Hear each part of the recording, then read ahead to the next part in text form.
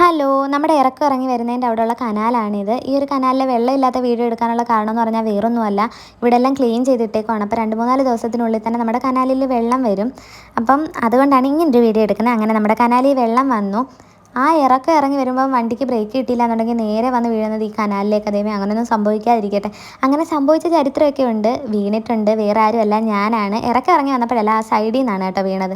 പിന്നെ ഈ ഒരു കനാലിന് ഞങ്ങളുടെ കുട്ടിക്കാലത്തെ കുറേ കഥകൾ പറയാനുണ്ട്. വേറൊന്നുമല്ല, ഇപ്പോഴാണ് വീട്ടിൽ പൈപ്പൊക്കെ ആയത്. നേരത്തെ കിണർ പോലും ഇല്ലായിരുന്നു. അങ്ങനെ ഞങ്ങൾ ആ ഇറക്കം ഇറങ്ങി വന്നിട്ട് അവിടെ ഒരു പഞ്ചായത്ത് കിണറുണ്ട്, അവിടെ നിന്ന് വെള്ളം കോരിക്കൊണ്ട് പോയിട്ടാണ് ഉപയോഗിച്ചുകൊണ്ടിരുന്നത്. പിന്നെ കനാലിൽ വെള്ളം വരുമ്പോൾ ഞങ്ങൾ ഗ്യാങ്ങായിട്ട് എല്ലാവരും വരുമായിരുന്നു, തുണി കഴുകാനും കുളിക്കാനും ഒക്കെ. ഞാനാണെങ്കിൽ കഴുകിയ തുണി പിന്നെ എടുത്തുകൊണ്ട് വരുമായിരുന്നു. വേറൊന്നിനുമല്ല, തുണി കഴുകാനുണ്ടെങ്കിൽ മാത്രമേ ഞങ്ങളെ കനാലിൽ വിടത്തുള്ളായിരുന്നു.